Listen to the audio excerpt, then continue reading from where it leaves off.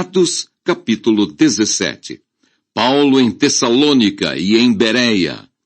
E passando por Anfípolis e Apolônia, chegaram a Tessalônica, onde havia uma sinagoga de judeus. E Paulo, como tinha por costume, foi ter com eles, e por 3 sábados disputou com eles sobre as Escrituras, expondo e demonstrando que convinha que o Cristo padecesse e ressuscitasse dos mortos.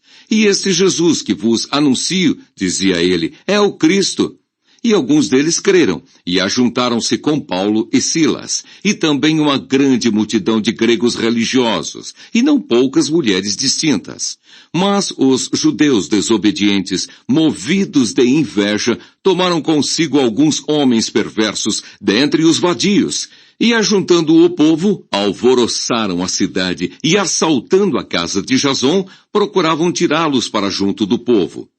Porém, não os achando, trouxeram Jason e alguns irmãos à presença dos magistrados da cidade, clamando, estes que têm alvoroçado o mundo chegaram também aqui, os quais Jason recolheu.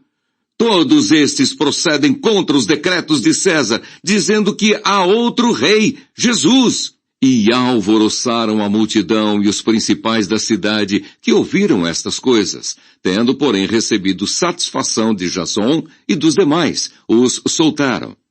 E logo os irmãos enviaram de noite Paulo e Silas a Bereia, e eles, chegando lá, foram à sinagoga dos judeus.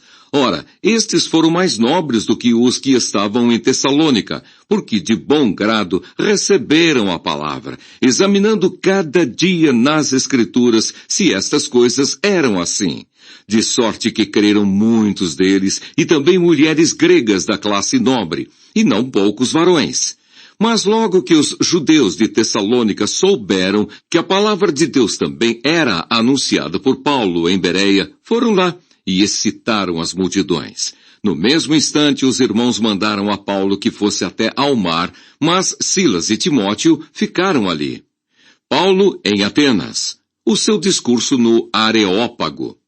E os que acompanhavam Paulo o levaram até Atenas, e recebendo ordem para que Silas e Timóteo fossem ter com ele o mais depressa possível, partiram.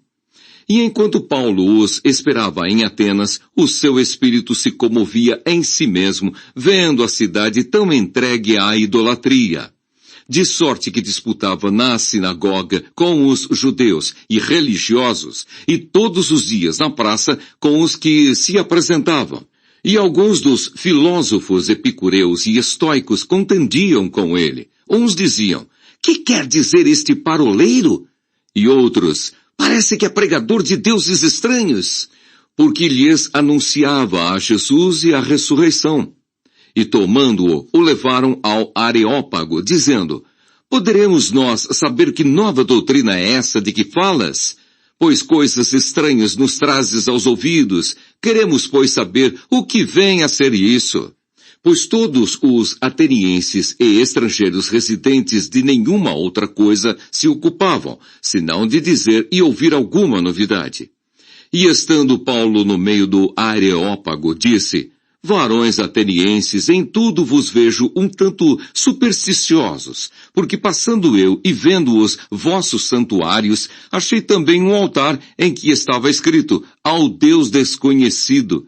Esse, pois, que vós honrais, não o conhecendo, é o que eu vos anuncio.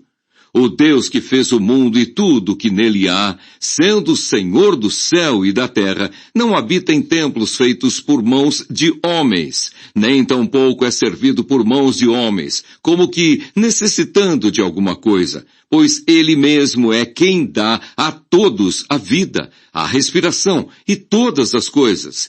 E de um só fez toda a geração dos homens para habitar sobre toda a face da terra, determinando os tempos já dantes ordenados e os limites da sua habitação, para que buscassem ao Senhor, se porventura tateando o pudessem achar, ainda que não está longe de cada um de nós, porque nele vivemos e nos movemos e existimos, como também alguns dos vossos poetas disseram, pois somos também sua geração.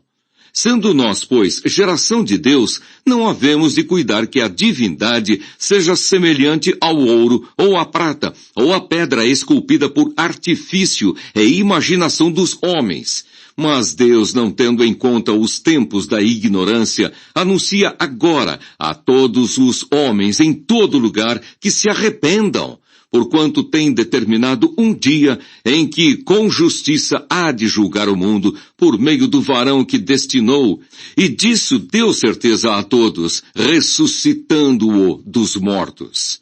E como ouviram falar da ressurreição dos mortos, uns escarneciam, e outros diziam, acerca disso te ouviremos outra vez.